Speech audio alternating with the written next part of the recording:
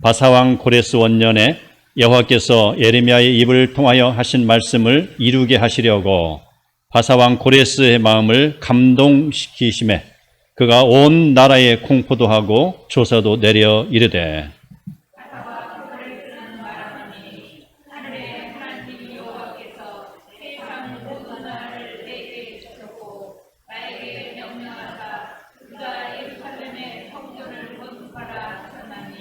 이스라엘의 하나님은 참신이시라. 너희 중에 그의 백성된 자는 다 유다 예루살렘으로 올라가서 이스라엘의 하나님 여호와의 성전을 건축하라. 그는 예루살렘에 계신 하나님이시니라. 그 남아있는 백성이 어느 곳에 머물러 살든지 그곳 사람들이 마땅히 은과 금과 그 밖의 물건과 짐승으로 도와주고 그 외에도 예루살렘에 세운 하나님의 성전을 위하여 예물을 기쁘게 드릴지니라 하였더라. 아멘. 우리나라에는 공휴일이 몇 개나 될까요? 그 중에 3.1절 이번 주간에 있어요. 쉬는 날이죠. 3.1절. 여러분 3.1절에 무슨 계획이 있습니까? 못다한 일, 빨래 할 거 있어요? 아니면 또 모처럼 쉬어보자, 푹 쉬어보자. 아니면 여행도 한번 떠나보자. 자, 이런 여러 가지 계획이 있을 겁니다. 그런데 우리는 지금 우리들이 누리는 이 자유가 우리의 선조들이 바로 행했던 독립운동 덕분에 주어진 것을 안다면 우리가 3.1절 그 기간 동안에 한번 3.1 독립운동에 대해서 생각해보는 시간도 가지는 것이 유익하지 않을까. 어찌 보면 이게 백성된 도리이기도 할 것입니다. 우리 민족이 일제 침략에 의해서 36년 동안 주권을 잃고 고통 중에서 살았던 것처럼 유다 백성도 바벨론의 포로가 되어서 70년의 고난의 시간을 보내었으니 어찌 보면은 이스라엘과 우리나라와 비슷한 점이 많이 보입니다. 애굽의 노예 생활을 할 때 하나님은 이스라엘 백성을 구해 주셨고 또 가나안 땅에 정착하게 하셨는데 무지한 백성은 하나님을 떠나서 생활하다가 수많은 고난을 당했던 것을 경험합니다. 자, 그랬을 때마다 그들이 회개하고 돌아올 때 하나님께서 그 백성에게 평안을 주셨죠. 사사기서 보면 그게 나오잖아요. 평안을 주셨는데 평안이 지나고 나면 지속되고 나면 다시 그들의 마음은 흐트러져서 우상을 또 섬깁니다. 그래서 또 얻어맞아요. 다시 회개합니다. 다시 평안이 옵니다. 다시 우상을 섬깁니다. 이게 사사기의 사이클이에요. 그런 삶을 살았던 그런 유대 사람들, 포괄적으로 이스라엘이죠. 포괄적으로 이스라엘인데 나중에 가서 유대 사람이라고 이게 유다 족속들, 남유다를 지금 일컫는 것입니다. 자, 그런 삶을 계속해서 살아왔어요. 그래서 북이스라엘은 아예 타락한 삶을 살다가 아수르의 BC 722년에 포로가 되어버렸고요. 남유다는 BC 586년에 바로 바벨론의 포로가 된 거 아니겠습니까? 참으로 그들의 죄악이라는 것은요, 바로 북이스라엘은 죄악이 더 심했습니다. 아주 심했습니다. 그러나 남유다는 조금 덜 심했어요. 그럼에도 불구하고 남유다가 망한 것은 하나님을 떠났기 때문이죠. 바로 므낫세의 죄악 때문이라고 성경에서는 명확하게 기록되어 있습니다. 참으로 그들은 선지자의 말을 무시하고 바로 타락한 생활, 우상을 섬기는 생활을 했을 때 예레미야는 예언했습니다. 하나님께서 바벨론 왕 느부갓네살을 불러다가 이 땅 주민을 진멸할 것이다. 그리고 놀람과 비웃음거리가 되게 할 것이고 이 땅을 폐허가 되게 할 것이다 라고 했습니다. 그리고 또 이야기합니다. 바벨론의 약탈로 인하여서 곡식을 빵구는 맷돌 소리. 자, 맷돌 소리가 직직 소리가 난다는 것은 그 풍요의 상징이고 벌써 그 가족이 있다. 그리고 가족을 먹이기 위해서 지금 맷돌을 가는 거요. 희망의 상징입니다. 그 맷돌 소리가 사라진다. 그리고 캄캄한 중에 그들은 거닐어야 된다. 참으로 그것은 바로 그 땅의 즐거움이 사라지고 폐허가 되며 불안과 초조가 그 땅을 다스릴 것이다. 그리고 70년 동안 바벨론을 섬길 것이다 라는 내용입니다. 참으로 이러한 예언이 있었음에도 불구하고 그 유다 사람은 돌아오지 않았습니다. 끝까지 하나님을 배신하는 생활을 하였습니다. 유다가 이제 그 기한이 찼습니다. 예레미야 선지자의 그런 예언했던 것이 지금 점점 다가왔습니다. 그래서 바로 유다에는 피바람이 불었죠. 시드기야 왕이 마지막 왕이죠. 끌려갔잖아요.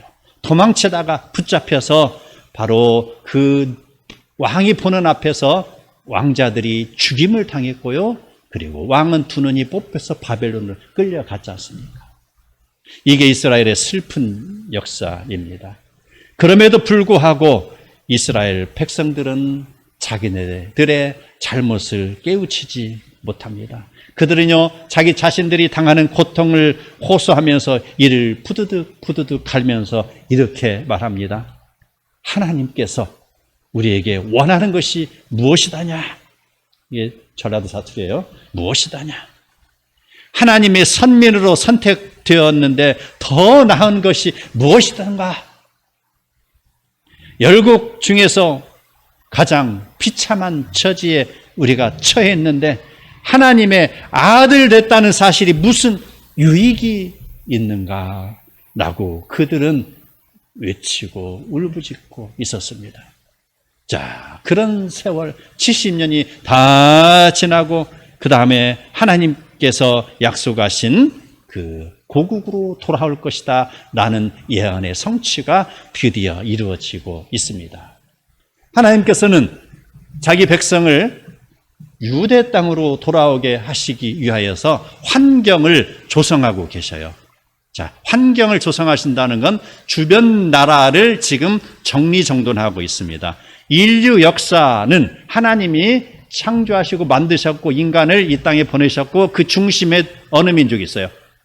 바로 유대 민족이 있잖아요. 이스라엘 민족이 있잖아요. 자, 그 이스라엘 또 유대라고 지금 더 집중적으로 이야기하면 유대 나라죠. 그 유대를 다시 역사의 그런 위에 세우기 위해서 지금 정리정돈하는 상황이 무엇인가? 바로 바벨론의 그 험악한 왕 느부갓네살이 죽었고요. 느부갓네살이 죽으니 자, 그 다음 뒤를 이은 나보니드스라는 왕이 있습니다. 참으로 그는 이제 바벨론의 국군이 점점 기울어지고 있어요. 그래서 나라가 기울어지는 것을 그는 신의 벌임이다라고 생각했는지 전국 각지의 산지에 있는 신들, 우상들이죠. 우상들을 다 바벨론의 수도로 데리고 오라. 다 달구지에다 마차에다 싣고 오라. 명령을 내리니까 전국에 있는 신상들이 바벨론 수도로 모이고 백성들은 신상을 잃은 백성들은 이제 왕을 원망하게 됩니다. 신이 있으면 자기를 다스리는 줄 알고 자기들에게 복을 주는 줄 압니다. 다산에 복이 있는 줄 압니다. 비를 내리는 그런 신인 줄 압니다. 자기네들을 부강하게 하는 신인 줄 압니다. 그 신을 잃었으니 이제 그 그들은 다시 불안해지기 시작합니다. 그랬을 때 바로 바벨론의 그런 장군 한 명이 엘람이라는 지역을 관리하던 고브리아스 장군이라는 사람이 있어요. 그 고브리아스 장군이 바로 고레스가 통치하고 있는 그 나라에 투항하는 거죠. 투항하고 보니까 이제 바벨론은 이제 사기가 점점 떨어지고 있습니다. 자, 이렇게 해서 바벨론이 지금 쇠퇴하고 있는 장면 하나가 있습니다. 그 다음에 우리는 고레스의 등장이 나오는 것이죠. 바벨론의 패망과 고레스의 등장이 이렇게 동시에 이렇게 캡처가 돼서 올라가서 고레스가 다스리는 페르시아가 역사의 한 중심에 서게 되는 것이죠. 자, 우리는 페르시아를 이해할 때 성경을 보면은 메대와 바사라는 그런 거 읽어보셨죠? 헷갈려요. 역사를 우리가 제대로 이렇게 공부를 안 하면은 이게 무슨 내용인가 많이 헷갈려요. 그래서 메대와 바사가 나중에 보면 한 나라가 되는 거예요. 자, 메대라는 나라는요, 고레스의 외할아버지가 다스리는 나라고요. 바사라는 나라는요, 바로 안산이라는 지역에 살고 있던 고레스가 안산보다 좀 더 큰 엘람이라는 지역, 아까 그 고브리아스 장군이 바로 엘람 지역에 있는 그 고레스의 나라에 투항했다고 그랬잖아요. 바로 안산이라는 작은 고을에서 태어난 고레스가 엘람이라는 지역의 우두머리가 됐어요. 그 엘람이라는 지역이 바사가 되는 것이죠. 그래서 메대와 바사를 고레스는 550년에 통합을 했습니다. 자, 그렇게 해서 이제는 바벨론이 있고요, 메대와 바사가 통일된 나라가 있어요. 두 나라가 이제 존재가 되는 것입니다. 역사책마다 조금씩 차이가 있어요. 메대와 바사를 이렇게 3등분해서 나온 역사책도 있고, 이렇게 바벨론과 메대 바사를 하나를 묶어서 나온 역사책도 있는데, 우리는 그 중에 하나를 지금 가장 근접한, 사실에 근접한 내용으로 보면은 통합돼서 이제 바벨론과 싸우는 것이죠. 그래서 539년, BC 539년에 바벨론을 무찔렀어요. 성경에 보면은요, 바벨론이 하룻밤 사이에 무너져 버리는 거. 그렇게 처참하게 무너지는데, 그것이 바로 하나님의 섭리가 그 안에 개입된 것입니다. 그래서 539년에 바벨론을 이긴 그런 고레스의 군대는 538년이죠. BC는 그래서 점점 줄어드는 것이다. 그래서 BC 1년이 가장 최근인 것이죠. 그래서 538년에 바로 이스라엘 백성에 대한 귀환을 공포했습니다. 이게 바로 지금 우리가 오늘 성경을 읽는 중요한 내용이 되는 것입니다. 이러한 1년 과정 속에서 우리는 하나님의 섭리가 그 고레스를 통해서 지금 작동하고 있는 것을 봅니다. 이사야 선지자는 그 고레스에 대해서 하나님의 목자라라고 이야기를 했는데, 함께 읽어보겠습니다. 시작. 고레스에 대하여는 이르기를 내 목자라, 그가 나의 모든 기쁨을 성취하리라 하며, 예루살렘에 대하여는 이르기를 중건되리라 하며, 성전에 대하여는 내 기초가 놓여지리라 하는지라. 바로 고레스를 갖다가 하나님의 목자다, 하나님이 보낸 사람이다라고 표현하는 것입니다. 바벨론의 왕 느부갓네살이나 페르시아 왕 고레스는 둘 다 하나님에 의해서 택함받은 사람. 그래서 그 중에 바로 느부갓네살은 말 듣지 않는 유다 사람들을 훈련시키기 위한 막대기로 그는 택함받았죠. 그런데 막대기가 교만해졌습니다. 자기 스스로 왕이 된 줄 알고요, 하나님을 자기는 안중에도 없고 자기가 최고의 사람인 줄 알고 교만해지고 계속해서 이스라엘 백성들에게 강한 핍박을 내렸을 때 하나님께서는 그 느부갓네살을 이제 제거하기로 했던 것입니다. 그래서 느부갓네살은 쉽게 말해서 부직갱이어도 같은 존재였으나 그는 버림을 당했습니다. 그리고 다시 새로운 막대기가 고레스입니다. 고레스는 바로 그 이스라엘 백성을 자기 본국으로 귀환시키는 역할을 하는 것이죠. 그래서 선한 역할을 고레스가 지금 맡고 있는 것이고요. 그 고레스가 끝까지 자기의 맡은 소임을 다하는 모습, 그걸 봤을 때 그는 바로 하나님으로부터 쓰임받는 존재였다라는 것입니다. 자, 우리는 이러한 상황을 통해서 볼 때 바로 하나님의 영이 거하면 이기고 영이 거하지 아니하면 지는 것, 바로 하나님이 세우시면 이기게 되는 것, 하나님이 내려놓으시면 패망하게 되는 것, 이 내용들이 바로 하나님이 버린 바벨론은 패망한 것이요, 하나님이 손을 붙들어준 그 페르시아 왕 고레스는 다시 이렇게 세워지는 것. 이게 바로 하나님의 섭리입니다. 아멘. 이스라엘 백성이 70년의 포로 생활을 마치고 고국으로 돌아간다는 내용이 우리는 그 에스라서 앞에가 지금 역대기입니다. 역대하 마지막 장 마지막 2절의 내용이 나옵니다. 그래서 우리 백성들을 다시 고국으로 보낸다. 고레스가 나와서 보낸다라는 내용을 다시 에스라서 1장 초반부에 똑같이 나열을 하고 있습니다. 그래서 에스라서가 시작할 때 우라는 접속사가 있어요. 지금 우리 성경에는 그게 생략이 됐는데 히브리 원문에 이렇게 나옵니다. 우, 그리고. 그래서 바로 역대기의 내용을 이어받아서 그리고, 그런데 이런 거. 그래서 에스라서가 시작되는 거. 이런 차원으로 보면은 역대기는 이스라엘의 왕의 역사입니다. 그리고 에스라서는 그리고로 시작했기 때문에 이 역사를 계속해서 이어받는 내용이 되는 것입니다. 우리는 이러한 하나님의 인도하심을 바라보는 가운데 바로 철저하게 하나님께서 개입하셨다는 것을 알아야 합니다. 1장 1절에 나오는 하나님의 섭리.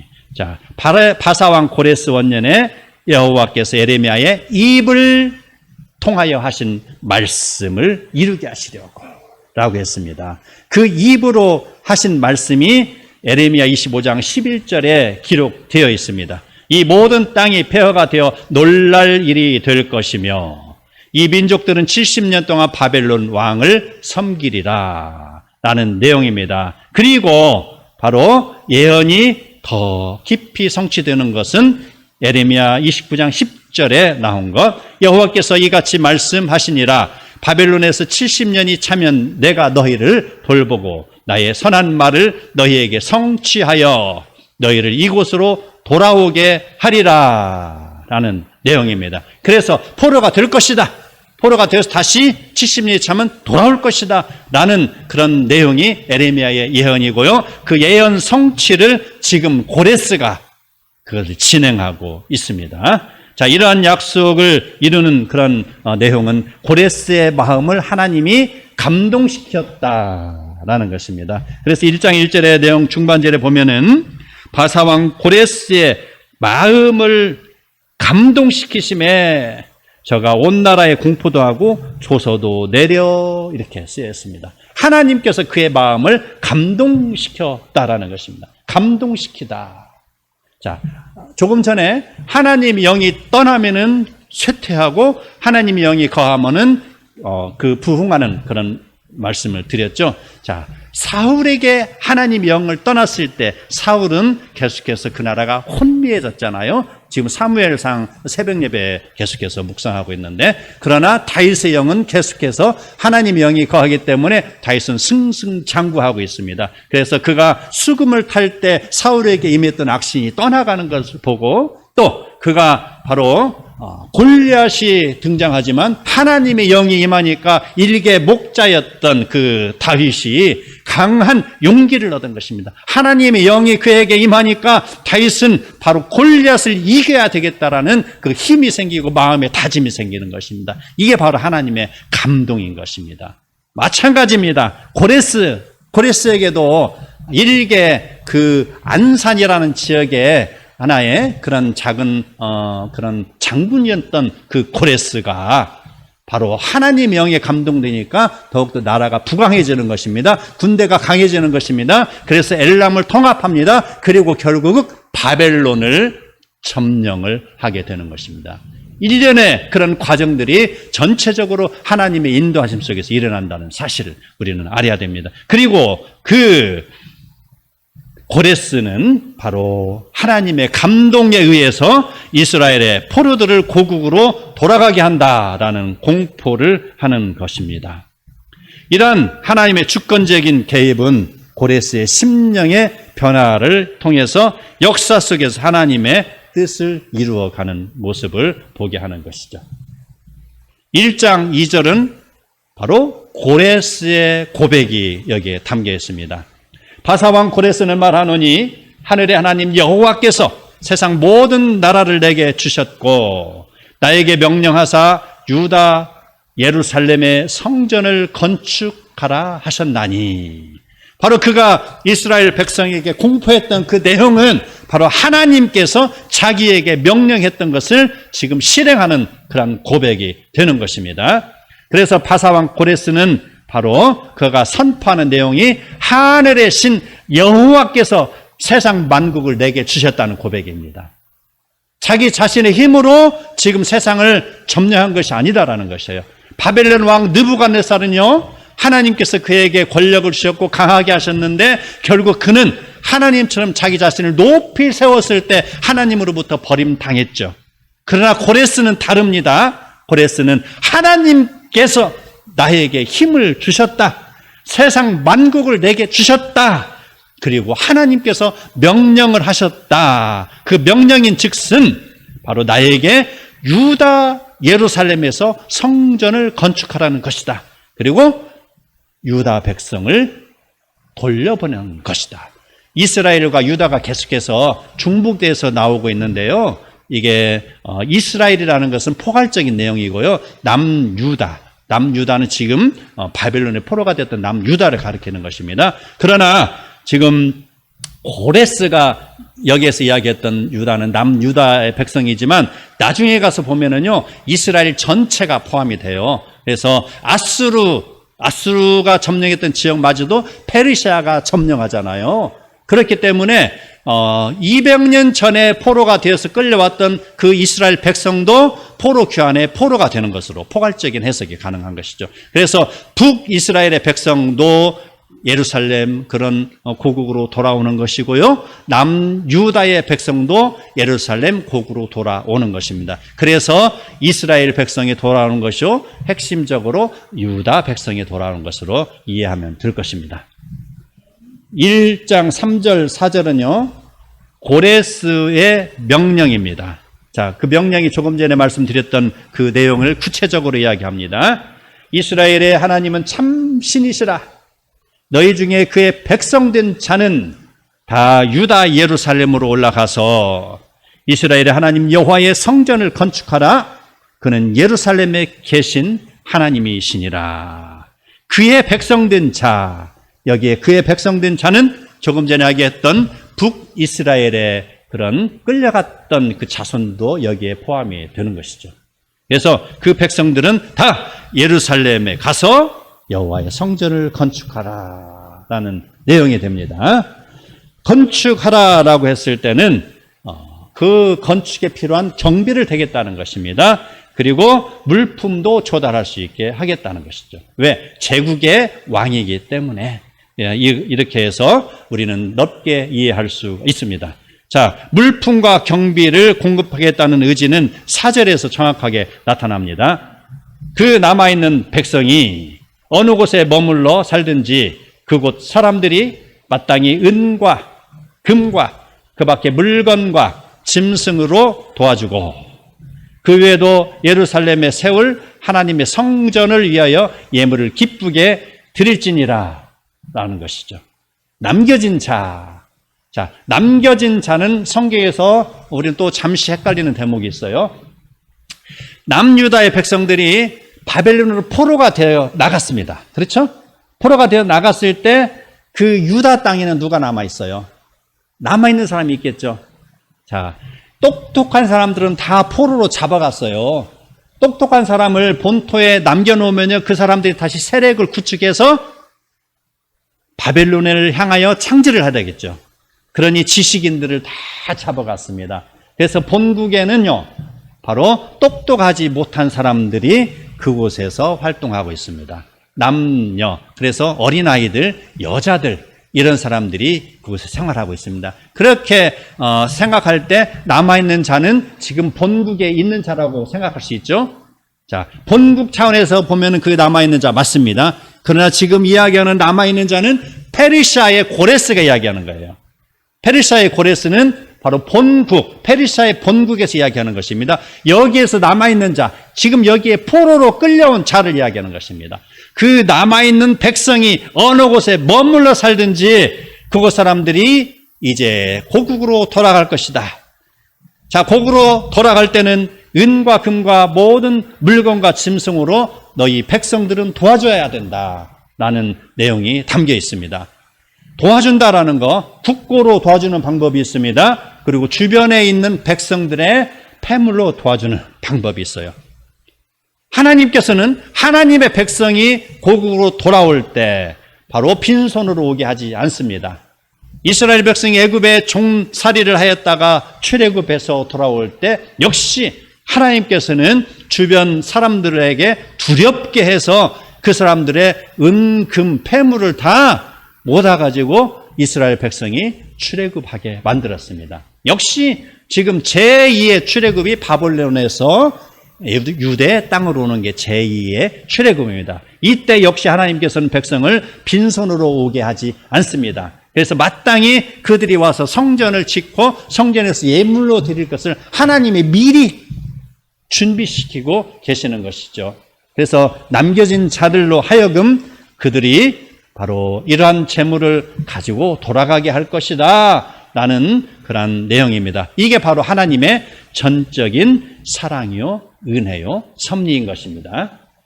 자, 우리는 오늘 이 페르시아 왕 고레스를 하나님이 움직이시는 것을 통하여서 하나님은 온 세상의 하나님이신 것을 알아야 할 것입니다. 하나님께서는요, 이스라엘의 하나님뿐이 아니고 지금 대한민국의 하나님이십니다.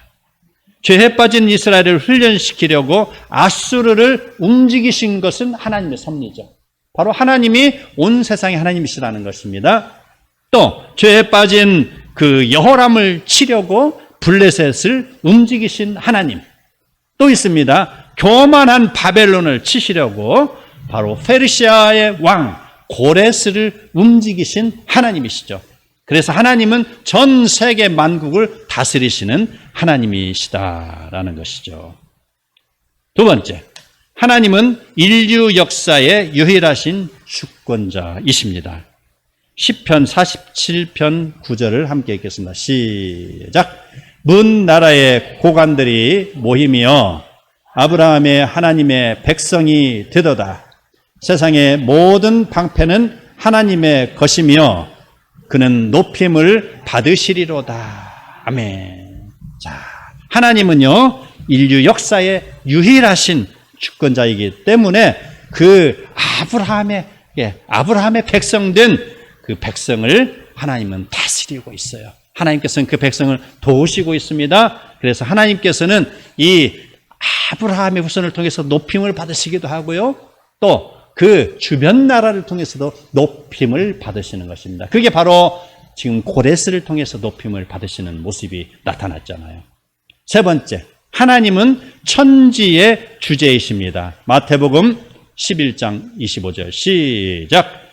그때에 예수께서 대답하여 이르시되 천지의 주제이신 아버지여, 이것을 지혜롭고 슬기 있는 자들에게 숨기시고 어린 아이들에게는 나타내심을 감사하나이다. 아멘. 천지의 주제이십니다. 그래서 러시아의 그런 하나님이 됩니다. 저 뉴질랜드의 하나님이 됩니다. 저 캐나다의 하나님이 되고 대한민국의 하나님이십니다. 천지의 주제이십니다. 만왕의 왕이신 것이죠. 어느 곳 하나 하나님의 섭리나 하나님의 손길에 하나님의 영향력 안에 거하지 않는 나라가 없습니다. 네 번째, 하나님은 과거와 현재와 미래를 통치하시는 분이십니다. 그리고 하나님은 성품을 활용하십니다. 마태복음 10장 29절에서 31절 시작. 참새 2마리가 한 아사리온에 팔리지 않느냐. 그러나 너희 아버지께서 허락하지 아니하시면 그 하나도 땅에 떨어지지 아니하시리라.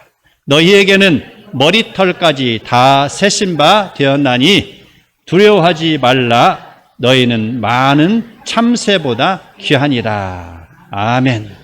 우리는 그 세월의 흐름 속에서 하나님이 나를 돕지 않는 그런 모습을 보고 아까 그 이스라엘 유다 포로로 끌려갔던 유다 사람들이 하겠죠. 하나님께서 우리에게 원하는 것이 무엇이냐? 하나님이 선민으로 이렇게 택함 받았다고 했는데 세상 사람들과 더 나은 것이 무엇이냐? 우리는 지금 포로로 끌려서 몇십 년 그렇게 비참한 생활을 하고 있는데 우리가 하나님의 아들됨이 무엇이냐라고 지금 포로들은 이야기하고 있죠. 그러나 하나님은요, 바로 과거와 현재와 미래를 통치하시는 분입니다. 하나님의 약속하신 그 기한이 있어요. 그 기한이 다 차기까지는 기다려야 되죠.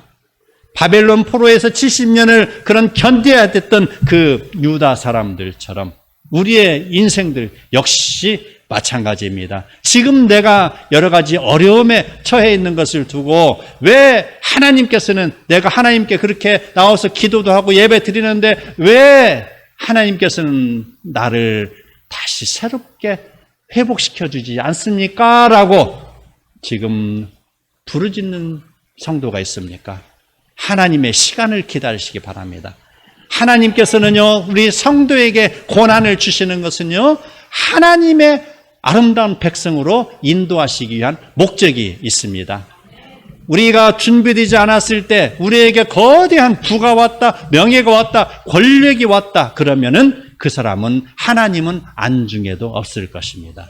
하나님께서는 우리의 인생의 그런 과정들을 잘 알고 계시기 때문에 순간순간마다 우리를 터치하고 계십니다. 때로는 그를 시궁창에 집어넣기도 하고요. 때로는 저 풀무불에 집어넣기도 하면서 우리를 연단시키시는 것입니다. 그러고 난 후에 하나님께서 비로소 그래, 착하고 충성된 종이구나, 네가 견디었구나 라고 하면서 그 다음 단계에 그를 들어서 하나님 나라의 아름다운 일을 위해서 사용하시는 것입니다.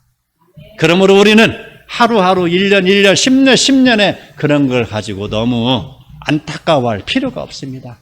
하나님의 때가 되면 다 이루어질 것이다 라는 마음을 가지고 살으시기 바랍니다. 너희의 머리털까지 다 세심받은 하나님께서 너희를 돌보시니 너희는 두려워하지 말라. 너희는 많은 참새보다도 더 귀하니라 라는 것. 이러한 하나님의 속성은 고레스를 움직이시고 포로 귀환과 성전 건축을 하게 하는 조서를 내리시게 한 것입니다. 우리는 이 말씀을 통해서 이제 우리의 현상을 보게 됩니다. 우리 민족에게 임하시는 하나님의 섭리를 바라봐야 할 것입니다. 조금 있으면 우리 3.1절 기념 운동 벌였던 기념식이 거행될 것입니다. 온 세상을 다스리시는 하나님은 일찍이 77년, 해방이 45년에 됐으니까 거의 한 100여 년 좀 넘었죠. 1919년에 3.1운동이 일어났으니까 100 몇 년이 됐겠네요.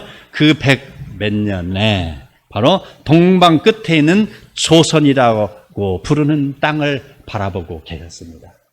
그리고 유교와 불교에 물들어 있는 민족을 하나님께서는 택하시어 세계 민족 복음화를 위해서 사용하시기 위하여서 바로 유다 백성이 바벨론의 포로가 된 것처럼 우리 백성을 이스라엘의, 아니 일본의 그런 식민지 통치하에 거하게 한 것일 수도 있습니다. 유다가 그처럼 고통을 당했던 것처럼 우리 조선 사람들 일본으로부터 얼마나 심한 고통을 받았습니까? 창씨 계명이 있죠. 머리도 깎아야 되죠. 그리고 그것뿐만이 아닙니다. 군산에 또 어디에 그 물류 곡창지대에서 호남평에서 나오는 그 곡창지대에서 나오는 그 쌀들을 군산 항을 통해서 일본으로 날랐습니다. 또 어느 항을 통해서 날랐습니다. 한국에 있는 귀한 그런 금광들을 다 그들이 흡수해서 거기에서 탈취해 갔습니다. 그리고 많은 백성들을 사로잡아 가서 또 마지막에는 바로 우리의 딸들, 지금 우리 이야기하면 우리의 누나들이죠. 그들을 정신대로 끌려가기까지 했죠. 그리고 수많은 우리의 선배들, 우리의 조상들을 끌어다가 강제노역을 시켰고요. 그들은 바로 그 군대로 우리의 선조들을 군대를 데리고 와서 그 총알바지로 삼았던 것 아닙니까? 이처럼 환난을 우리가 당했어요. 이런 환난을 통해서 우리는 더욱더 하나님을 부르짖게 되는 것입니다. 1910년에 한일합방 됐습니다. 이제 나라의 주권은 일본에게 빼앗겼습니다. 그때 항일 운동을 했던 의병들이 있습니다. 제가 근대 기독교 문화사를 이렇게 학교 다닐 때 읽어봤어요. 그런데 거기에는 의병들이 이제 일본 군대에 계속해서 쫓기다가 도망간 곳이 있어요. 그게 바로 선교사들이 운영하는 교회입니다. 선교사들이 있는 곳은 치해 법권 지역이에요. 그래서 의병들이 들어가면은 일본 군대가 그 의병들 잡아갈 수 없어요. 왜? 일본보다 당시 미국이 강대국이기 때문에. 그래서 그 의병들이 교회에 많이 들어왔을 때 그 중에 정말로 많은 사람들이 예수 그리스도를 영접했다는 것이죠. 그래서 훌륭한 사람들이 참 많이 배출됐어요. 그리고 그 선교사들의 그 복음이 의병들뿐만이 아니라 그 억압을 당하고 있는 우리 민초들, 우리들의 삶 속에서 그 복음이 씨앗이 심어지고 우리가 하나님을 믿게 되는 것, 이것이 바로 하나님의 섭리인 것입니다. 하나님의 섭리는 계속해서 발동이 되고 있었습니다. 1918년에 세계 1차 대전이 끝난 이후에 세계 정상 30여 명이 파리의 베르사유 궁전에 모여서 회의를 합니다. 이게 바로 1919년에 윌슨의 민족 자결주의 발현이 나오게 되는 장소가 되는 것입니다. 자, 그러한 내용을 감지하고 우리나라에서는 이승만을 비롯해서 재미교포죠. 그 3명이 그곳에 파견됩니다. 그 파견됐다는 이야기와 그 다음에 세계 그런 회의가 개최된다는 사실을 일본에 있는 그런 신문에서 발표가 됐습니다. 그것을 일본에 있는 유학생들이 그 내용을 알고 드디어 일본에 있는 600명의 한국 유학생들이 모여서 28 독립선언 낭독을 했습니다. 28 독립선언을 낭독하고 많은 사람이 잡혀갔죠. 28명이 잡혀갔습니다. 그리고 그중 한 명 송계백이라는 그런 학생이 그 독립선언문을 모자 속에 집어넣고요, 다시 천을 대고 꿰매고 그 모자를 쓰고 한국에 들어가서 민족 지도자들에게 그것을 전합니다. 그래서 참으로 어려움에 처했고 아무런 희망도 없는 그 민족 지도자들은 이제 새 희망을 얻고 드디어 3.1 독립을 개최하게 됐습니다. 최남선, 6당 최남선이 독립선언문서를 만들었는데 그 선언문이 바로 기독교의 사랑의 메시지가 근거가 된 것입니다. 기독교의 사상이 근거가 되어서 독립선언문이 낭독이 된 것이죠. 바로 무저항주의, 이러한 비폭력주의, 이러한 운동이 3.1 운동인 것이죠. 예수 그리스도의 사랑이 흠뻑 젖어 있는 그 운동이 되어가고 있습니다. 이때 정말로 기독교인들은 신문과 여러 단체와 학교 등을 만들어가면서 독립운동을 했습니다. 민족 계몽운동을 벌이고 있었습니다. 3.1운동 당시 우리나라 인구는 2천만 명이었는데 기독교인의 비율은 1%가 안 되었습니다. 그럼에도 불구하고 운동에 참여한 사람 200만 명이 참여했는데 그중에 20만 명이 기독교인이었습니다. 만세운동이 일어나는 곳 중에 68%가 기독교 계통의 학교와 교회였습니다. 민족 대표 33명 중에서 16명이 기독교인이었습니다. 감옥에 갇힌 사람 중에서 80%가 기독교인이었습니다. 2만 8천여 명의 기독교인이 일본에 의해서 죽임을 당했습니다. 무엇이 저들을 독립운동가로 만드는 것입니까? 3.1운동은 단순한 해방을 위한 정치운동을 넘어섭니다. 하나님을 믿는 신앙을 지키기 위한 민중의 운동이었습니다. 우리 민족이 한일합방 이후에 아무런 희망이 없을 때 하나님께서는 우리 민족을 불쌍히 여기시사 민족 해방과 복음을 위해서 일하게 하신 것입니다. 기독교가 들어가는 곳마다 사랑이 피어납니다. 인권이 살아납니다. 교육이 이루어지고 나라가 부강해지는 것은 세계 역사를 통해서 우리가 다 알고 있는 사실들입니다. 3.1절을 앞둔 이 시점에서 우리는 3.1운동의 참 모습을 발견해야 합니다. 다니엘과 세 친구가 왕의 신상에 절하는 것을 거부하였을 때 하나님은 그들을 불뭇불에서 건져 주셨습니다.